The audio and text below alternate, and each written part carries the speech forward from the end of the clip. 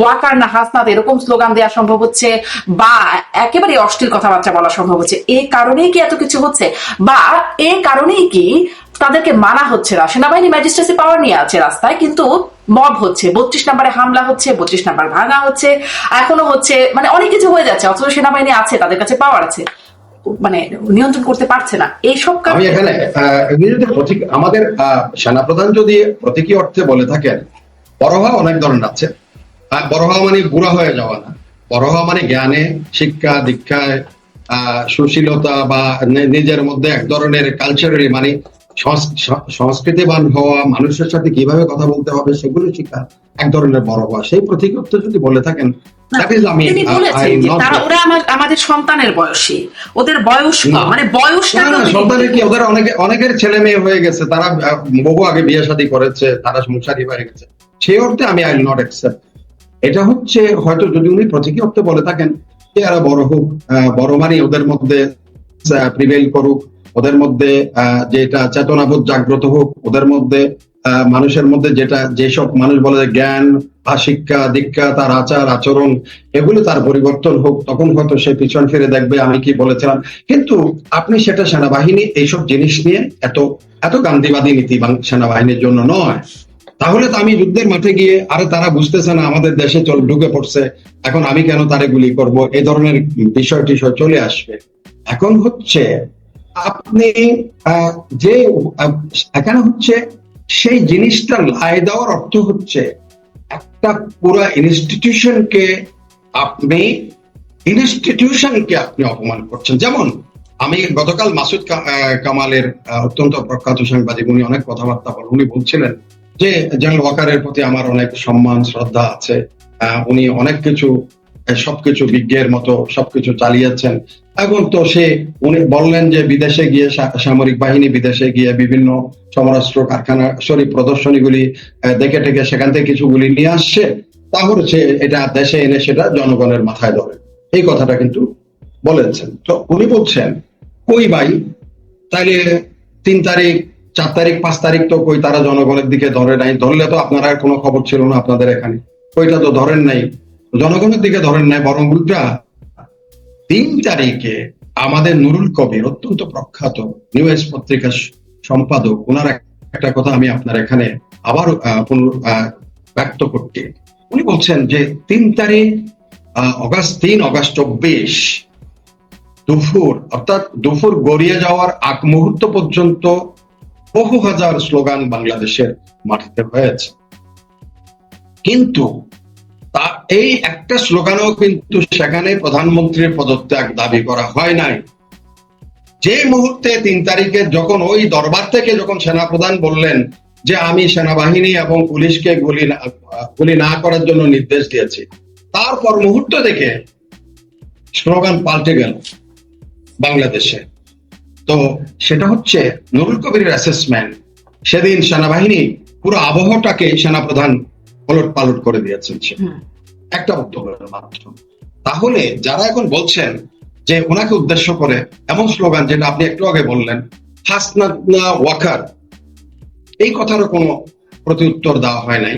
আজকে আমি আপনার অনুষ্ঠানে আসার আগেই একটু করে দেখছিলাম যে সেনা আইনে এই ধরনের ডিফেমেটরি, তুচ্ছ তাচ্ছিল্য, অবজ্ঞা, যাচ্ছে তাই বলার জন্য কোনো কি প্রতিবেদন বা কোনো ধরনের শাস্তির ব্যবস্থা আছে কি না, স্পষ্ট করে আছে 1952 আর্মি অ্যাক্টে।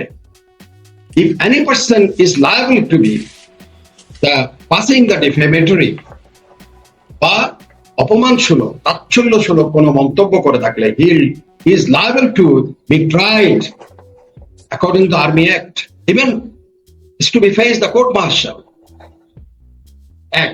2 নম্বর হচ্ছে 1882 আপনার যেটা ক্রিমিনাল কোড আছে, সেখানে equally is to be tried, he is liable.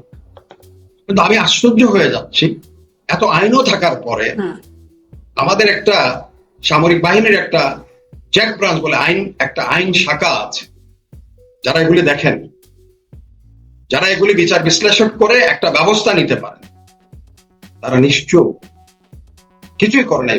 আমি আশ্চর্য হয়ে যাচ্ছি। ঠিক আছে, আমরা ওইভাবেই রিয়াক্ট করলাম না যে ওই গান্ধীর মতো এক চোখ নিয়ে ফেললে আরেক চোখ নিতে নিতে সারা পৃথিবী অন্ধ হয়ে যাবে, সেটা না হোক। কিন্তু আইনের মুখোমুখি করা তো অবশ্যই দরকার। আইন কি বলে এটাতে? আইন তো অবশ্যই আপনাকে সেটার জন্য একটা প্রতিবিধান দেবে। মানে আইনের বিধান আছে, আপনি মনে করছেন আইনের বিধানের প্রয়োগ করা দরকার। আর সেনাপ্রধানের একটা বক্তব্য, তিনি বলছেন যে সামাজিক যোগাযোগ মাধ্যমে নানান রকম বিভ্রান্তি করা, মিথ্যা প্রচারণা করা হচ্ছে, অশ্লীল বক্তব্য দেওয়া হচ্ছে সেনাবাহিনীকে নিয়ে, সেনাপ্রধান সহ সেনা কর্মকর্তাদেরকে নিয়ে। তিনি বলছেন যে যথাসময়ে ব্যবস্থা নেওয়া হবে, ধৈর্য ধরা হচ্ছে, এবং তিনি বলছেন তাদের সব অপরাধ লিপিবদ্ধ করা হচ্ছে এবং সঠিক সময়ে আইনি ব্যবস্থা নেওয়া হবে।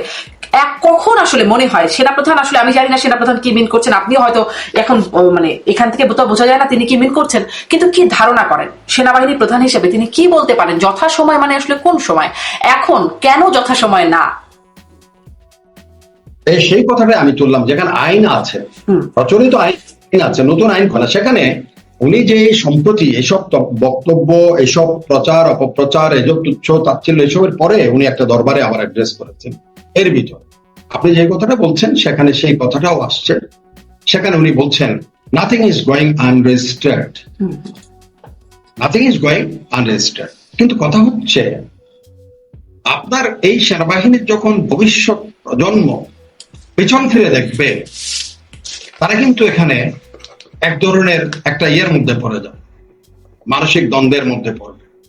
যেই সেনাবাহিনী নিয়ে এত দুঃসাহস, এত কিছু, যেখানে কোনো প্রয়োজন নাই সেনাবাহিনীর, এখানে হয়তো অপরাধ কি? যেমন আজকে আমি একটা আলোচনায় শুনছিলাম, সেটা হচ্ছে সেনাপ্রধান ইজ ভেরি স্ট্রিক্ট। উনি বারবার একটা কথা বলছেন যে, যেমন আগে বলছেন ডিসেম্বরের মধ্যেই নির্বাচন হতেই হবে, আবার সেটাকে ফেব্রুয়ারি পর্যন্ত।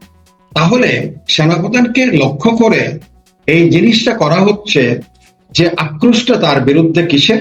সেটা হচ্ছে he remain strict on to the principle or on to the aim to have the election by December or জানুয়ারির ভিতরে নির্বাচন করতেই হবে।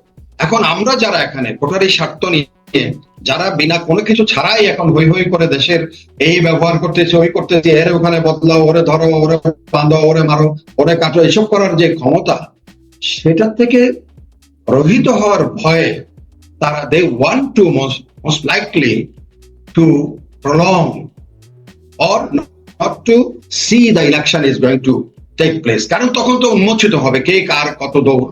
মানুষ যখন জাজ করবে, সাধারণ মানুষ যখন তার ভোটের অধিকার নিয়ে ভোটের বাক্স দিবে, তখন বাক্স যে কার কোনটা হবে সেই ভয় তো একটা হতে পারে।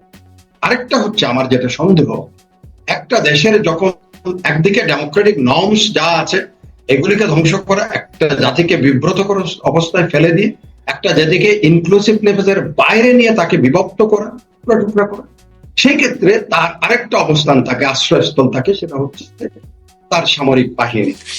এখন হয়তো বিদেশি কোনো গোয়েন্দা সংস্থা, আমার এক ধরনের সন্দেহ, কারণ একসময় আমি অনেকদিন লম্বা সময় আমার জীবন ছিল, আমি প্রতি গোয়েন্দা সংস্থায় কাজ করেছি। আমার মনে হয় যে বিদেশি কোনো গোয়েন্দা সংস্থা বাংলাদেশ সেনাবাহিনীকে, সামরিক বাহিনীকে দুর্বল করার একটা অপকৌশল হিসেবে এইসব লোকজনের মুখে এইসব কথা দিয়ে হয়তো একটা উচ্ছৃঙ্খলতা, একটা বিশৃঙ্খল অবস্থা, একটা জাতিকে আরো বিপদের মুখে ঠেলে দেওয়া, একটা জাতি যখন আবার তার নির্বাচন বা এটা সেটার মাধ্যমে নির্বাচিত একটা আবহ সৃষ্টি করার, বা সেগুলি সবগুলোর মধ্যে একটা উচ্ছৃঙ্খলা